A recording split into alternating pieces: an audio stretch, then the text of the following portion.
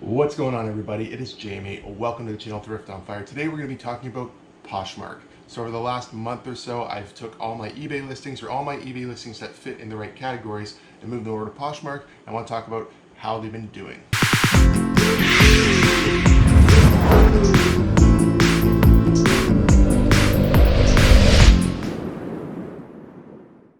In a past video, I talked about how I used Vendoo, a cross-listing app, to go from eBay to Poshmark. So I'll link that down below if you haven't seen it. It'd be pretty good information if you're watching this video now. But with that app, I've listed about 470 new items in my Poshmark store. Now, along with listing new items, I also shared about 6,930 times roughly. I'll put it down below here. And I've sold about 45 items so far. So we have 45 sales with $719.94.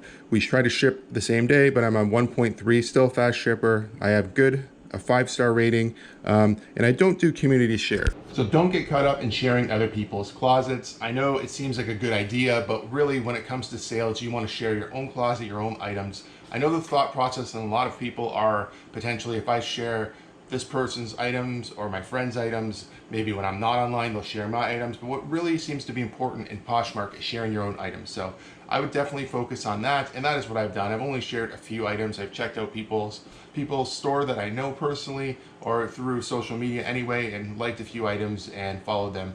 But for the most part, I haven't focused on that a ton. I really have been just sharing my own closet. So over the month, I've sold 45 items. It was about $719.94 in sales. When you remove the fees, it winds up being $623.17. So the fees are about $96 in change, I think $96.78 or something like that. If I'm off by a little bit, I do apologize, but that's pretty good. So basically $623 in net sales. That's excellent. Now I did break it down a little further than that. Average sales price for me is about $15.99, so $16 roughly.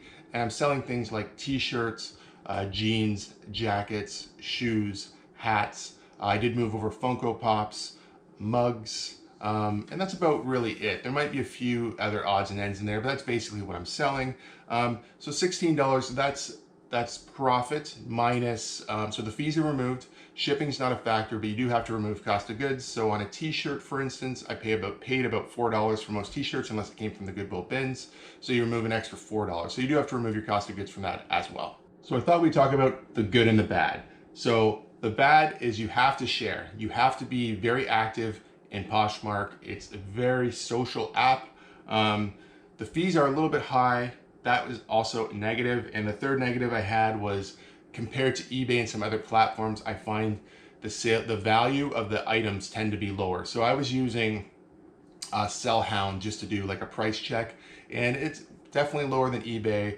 In Canada, we don't have Macari, but it shows you eBay, Macari, Poshmark, and one other usually. I can't remember the other one is right now, but usually the lowest one seems to be Poshmark. So selling on Poshmark, you're not going to get top dollar, but like I've never been a max value guy. So if I can move stuff for profit, I'll generally sell it.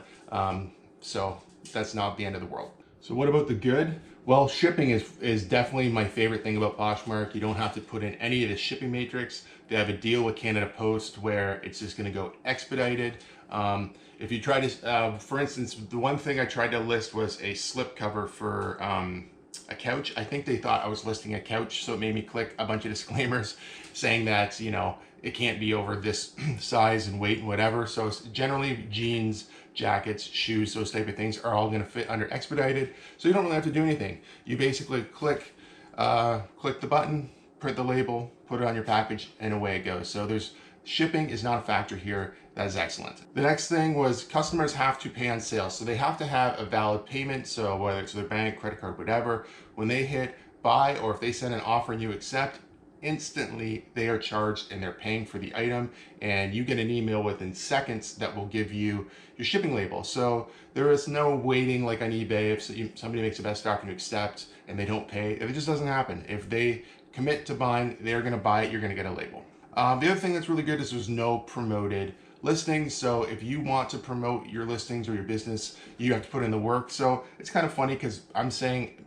sharing is bad. That's kind of negative that you have to do all that, but it's also positive that they're not asking you for any extra money to promote your listings. You just need to put in the work. So I do think overall that is a good thing. So overall, good, dare I say great. I really like Poshmark. I'm going to continue to sell on Poshmark. I still have my regular eBay sales, and I've added an extra $620 some in extra sales last month just on this platform alone. So yeah, really good. A lot of this stuff is stuff I don't think would have sold on eBay as quick. It was a lot of work moving it over, but now that everything moved over, I have to really judge whether I'm going to keep the Crosslisting app, because it is quite expensive. I think I wound up paying probably $70 total to move everything over, but for me, still worth it. It's over there, and now I can decide whether I want to keep it and just make my plan maybe a cheaper plan and keep Vendoo. I'm not really sure yet.